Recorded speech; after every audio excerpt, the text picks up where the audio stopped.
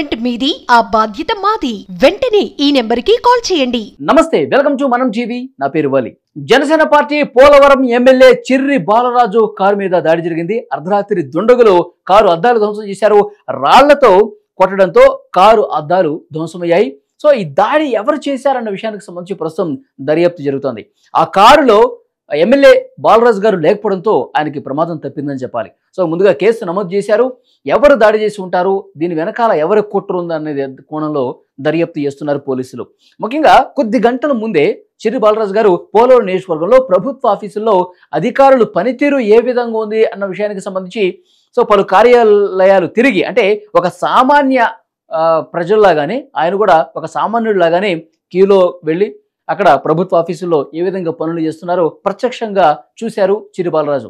కొంతమంది అధికారులు అక్కడ సరిగా పనిచేయకుండా, పని పట్ల కొంత నిర్లక్ష్యం వహిస్తూ అక్కడ పబ్జీలు ఆడుకుంటూ మొబైల్ ఫోన్లతో ఆడుకుంటున్న విషయాన్ని ఆయన గమనించి ఆయన సీరియస్ కూడా అయ్యారు.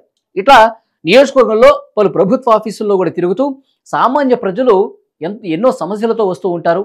ప్రభుత్వ అధికారులు మీరు సక్రమంగా పనిచేసి ఆ సామాన్యులు ఎవరైతే ఇబ్బందులు పడుతూ ఉన్నారో, సమస్యలతో వస్తున్నారో ఆ సమస్యల నుంచి వాళ్ళని గట్టెక్కించే ప్రయత్నం అధికారులు తమ వంతు కృషి చేయాలి. ఎందుకంటే ఉద్యోగులు ఈ విధంగా పబ్జీలు ఆడుకుంటూనో లేకపోతే కాలక్షేపం చేస్తే ప్రజల సమస్యలు ఎవరు తీరుస్తారు? ఇక నేరుగా ఎమ్మెల్యేకే మొరపెట్టుకునే పరిస్థితి ఉంటుంది.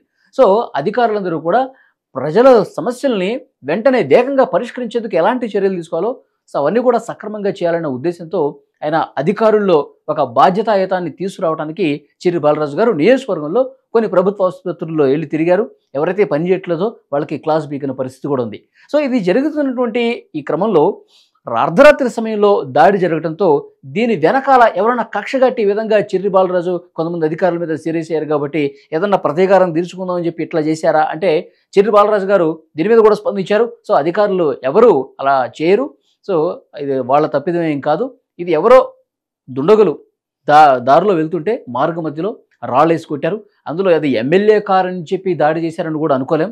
సో మార్గ మధ్యలో ఎవరో ఉంటారు కదా దోపిడీ దొంగలు, అలా ఏమైనా జరుగుండొచ్చు అన్న ఒక అనుమానం అయితే వ్యక్తం చేసిన పరిస్థితి కనిపిస్తుంది. ఏదేమైనప్పటికీ జనసేన ఎమ్మెల్యే చిర్రి బాలరాజు మీద దాడి జరగటం అనేది, ఆయన కారు మీద దాడి జరగటం అనేది ప్రస్తుతం చర్చనీయాంశమైంది.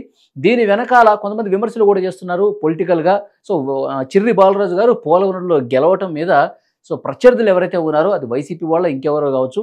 సో ప్రత్యర్థులు చేసినటువంటి పనే, ప్రత్యర్థి రాజకీయ పార్టీ చేసినటువంటి గూండాల పనే ఇదే అని చెప్పి కొంతమంది విమర్శలు చేస్తున్నారు. సో ఏదేమైనప్పటికీ ఎవరు చేశారన్న విషయానికి సంబంధించి పోలీసులు అయితే దర్యాప్తు స్టార్ట్ చేశారు కాబట్టి అసలు వాస్తవాలు త్వరలోనే బయటకు వచ్చే అవకాశం కనిపిస్తోంది. మీ బంగారం బ్యాంకులో ఇతర ప్రైవేటు సంస్థల్లో ఉన్న విడిపించి కొనబడను. కొమ్మూరి గోల్డ్, ఆంధ్ర మరియు తెలంగాణ.